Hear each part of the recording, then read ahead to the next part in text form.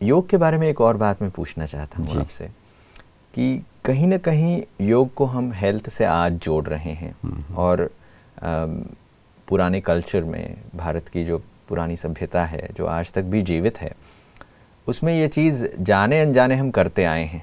ऐसा नहीं कि हम जाने अनजाने नहीं, जानबूझकर ही करते आए हैं। जी नहीं, मतलब मेरा कहने का भाव ये है कि जैसे कुछ लोग पद्मासन में बैठते हैं, भोजन करते समय भी लोग आलती पालती डाल के बैठ जाते हैं, ज़मीन पर बैठते हैं, भोजन करते हैं, उसके लिए क्या फ़ायदे हैं उनको नहीं पता, बट वो करते आए हैं। ऐसा कहीं ना कहीं वो बीच में एक गैप सा रह गया है जो इसके फ़ायदे क्या हैं, कुछ तथ्य हट गए हैं। जी हाँ जी।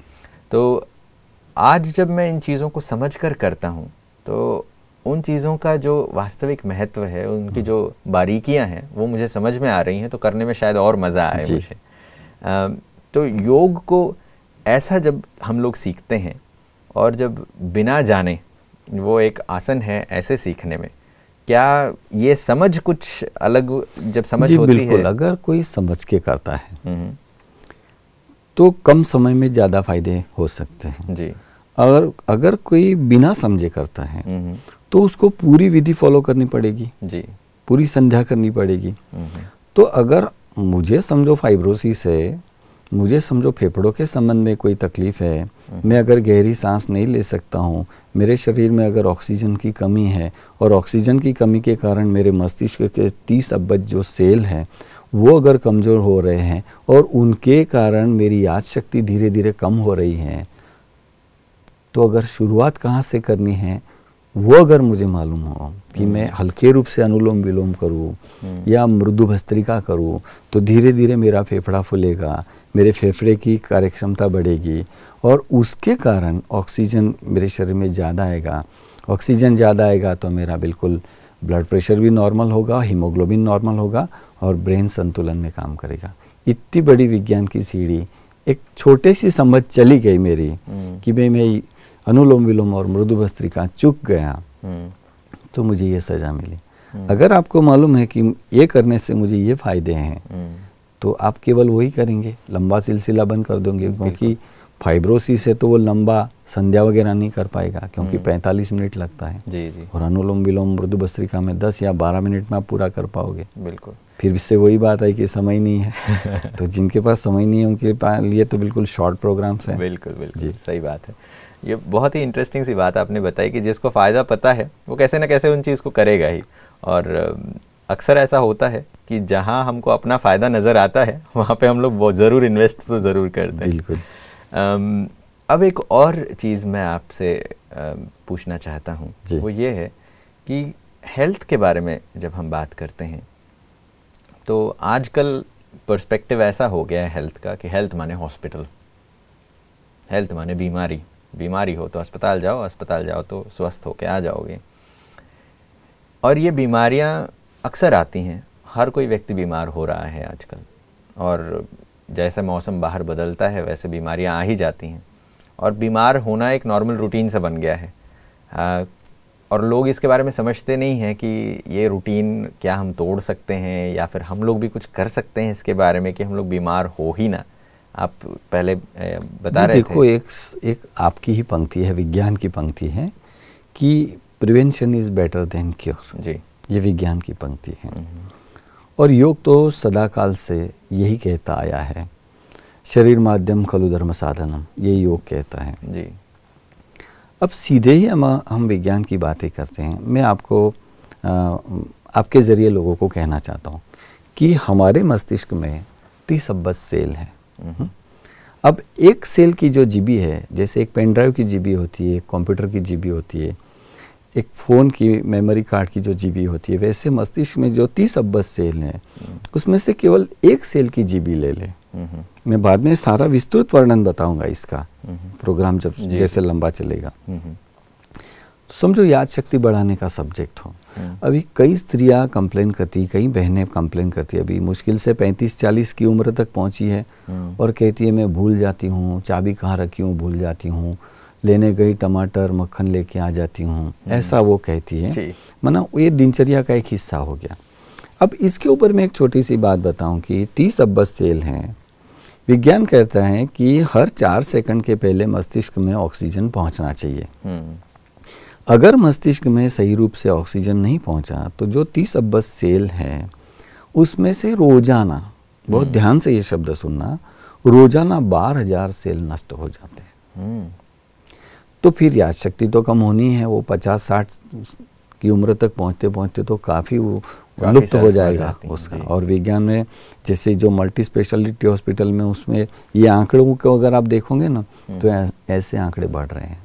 तो ये सिर्फ यही कहता है कि बस रोज 20 मिनट प्राणायाम कर लो, 20 मिनट गहरी सांसों से अपने आप को भर लो, तो अगले 24 घंटों में जो स्फूर्ति चाहिए बॉडी के लिए, जितना ऑक्सीजन चाहिए, मस्तिष्क में जितना भोजन चाहिए ऑक्सीजन रूप का, ओजोन के रूप का, O2 और O3 का, वो सारा बैलेंस हो जाएगा जी। देखो कितनी स्फूर्ति रहती है। आप केवल एक दिन तो 20 मिनट लगा के योग के विषय पर थोड़ा करके तो देखो, देखो कितने फायदे होते हैं। योग प्रैक्टिकल रूप है, उधार की बात नहीं है कि आज करो तो कल फायदा होगा, नहीं, इंस्टेंट अभी करो और अभी फायदा जी। बिल्कुल। इन फायदों के बारे में जब मैं सुनता हूं तो ऐसा लगता है कि हाँ अभी करके देख लेना चाहिए। और आज आपने जो थायराइड के ऊपर जो करने के लिए बोला, तो मेरे को लगता है कि जो हमारे दर्शक हैं बैठकर देख रहे हैं और जिन लोगों ने किया है उनको ज़रूर यहाँ पर ज़्यादा कुछ एनर्जी महसूस हुई होगी। आगे की एक और बात मैं जोड़ रहा हूँ इस कड़ी में, वो ये है कि स्वास्थ्य का हमारे मन से कोई संबंध है या नहीं जी। बहुत सारे लोग समझते हैं कि योग करने से मन की शांति मिलती है। ये तो बहुत ही ज़्यादा सुनी हुई बात है। मैं अपने दोस्तों को भी आजकल देखता हूँ, बड़े शहरों में रहते हैं, आजकल योगा स्टूडियोज़ खुल गए हैं, योगा स्टूडियो कहा जाता है। वहाँ वो मन की शांति के लिए जाते हैं और वहाँ पर भी कुछ आसन ज़रूर सीखते हैं, बट उनका मुख्य उद्देश्य योग सीखने का मन में जो पीस मिलती है उनको उस चीज़ से रिलेटेड है। तो क्या आपको लगता है कि ये फिज़िकल एस्पेक्ट और ये जो मेंटल एस्पेक्ट है ये दोनों कनेक्टेड हैं योग से? देखो, भाषा की अदल बदल से कुछ नहीं होगा। शांति हमारा स्वभाव है। मैं जो 28 साल से राजयोग कर रहा हूँ, ब्रह्मा कुमारी का राजयोग जी, मैंने इतनी बेहतरीन शांति का, स्वस्थिति का एक अनुभव पाया है कि शांति कहीं और जाने की ज़रूरत नहीं। कई लोग शांति के लिए हिमालय चले जाते हैं। अब वहाँ जाके शांति की जो अनुभूति होती है ना, वो तो हिमालय में बनी जो शांति है उसकी अनुभूति है जी। अगर आप किसी सब्जी मंडली में जाइए और वहाँ जाकर अगर शांति की अनुभूति होती है तो वो खुद की संशोधित शांति है, वो खुद का स्वभाव है। और इसीलिए शास्त्रों ने कहा है कि मन एव मनुष्याणाम कारणम बंध मोक्षयोः, मन ही मनुष्य के बंधन का और मन ही मनुष्य के मोक्ष का कारण है। तो अगर हम मन की शक्तियों को, मन की प्रगाढ़ शक्तियों को जान लेते हैं, 2-5 मिनट का काम है, ज़्यादा काम नहीं है जी। बस शरीर से थोड़ा विरक्त हो जाएंगे, डिटैच हो जाएंगे, अशरीरीपन की अनुभूति करेंगे। जैसे मैं एक मृदु भस्त्रिका प्राणायाम सिखाऊंगा जी, फिर कभी अगर आपने मौका दिया तो मृदु भस्त्रिका प्राणायाम सिखाऊंगा, तो उसमें ईगोलेसनेस, टाइमलेसनेस और थॉटलेसनेस, इन 3 स्तंभों की अनुभूति होती है। शास्त्रों से समाधि कहते हैं। तो ये तो सहज है। अभी कोई स्टूडियो नाम दे, कोई बड़े बड़े ललचाने वाले नाम दे, बिल्कुल देसी विधि है, बिल्कुल सहजतम विधि है। बस करके देखो, उसमें डुबकी लगाओ और अनुभूतियों को पाओ जी, जी। ऐसा नहीं कि मतलब योग सीखने के लिए आप हर दिन इतना पैसा खर्चा करो, वहाँ जाओ, वहाँ बैठो। सबसे मुफ्त में अगर आपको स्वास्थ्य पाना है, मुफ्त में घर बैठे, तो योग जैसी उत्तम चीज़ कोई है ही नहीं जी जी। योग जैसी उत्तम विधि कोई है नहीं और ये बिल्कुल अपने हाथ में है और बिल्कुल मुफ्त भी है जी। तो बीमारी के बारे में जब हम बात कर रहे थे तो एक चीज़ मैंने आपसे ये पूछा था कि क्या स्वस्थ रहना मेरे हाथ में है या नहीं? जी बिल्कुल। तो बहुत सारे लोग ऐसा समझते हैं कि डॉक्टर है जो आपको ठीक कर सकता है। नहीं, डॉक्टर तो थोड़ा बहुत संतुलन कर देंगे जी। अगर आपका हीमोग्लोबिन कम हो गया तो 1-2 बॉटल चढ़ा देंगे, 1-2 इंजेक्शन लगा देंगे और घर भेज देंगे जी। तो फिर उसको मेंटेन रखना तो हमारे हाथ में है। बिल्कुल। तो स्वास्थ्य तो मेरे हाथ में हुआ। अगर मैं रोज गाजर और बीट का रस पीऊँगा, अगर जो फूल गोभी होती है, कॉलीफ्लावर, उसके केवल 2 पत्तों का रस मैंने रोज पिया, 2 पत्तों का रस, 2 पत्तों का, तो 15 दिन में देखो मेरा हीमोग्लोबिन कैसा हो जाता है। तो तंदुरुस्ती मेरे हाथ में हुई कि नहीं हुई। प्रकृति ने, परमात्मा ने फूलगोभी के पत्तों में ठास ठास के कैल्शियम भरा है, आयरन भरा है, जैविक प्रोटीन भरा है, ढेर सारी संपदा वहाँ मौजूद है जी। दुनिया के सभी पत्तों में, कॉलीफ्लावर के पत्तों में इतनी जान भर दी है परमात्मा ने। बस 2 पत्तों का रस रोज पीजिए, कोई बॉटल वगैरह चढ़ाने की आवश्यकता नहीं है। हम लोग आजकल कैल्शियम सप्लीमेंट्स खाते हैं, उसकी जगह कभी कॉलीफ्लावर के पत्ते ही ले लेते तो कितना फायदा। कैल्शियम सप्लीमेंट भले लिया समझो, लेकिन उसका अवशोषण कितना होता है, ऑब्जर्वेशन कितना होता है।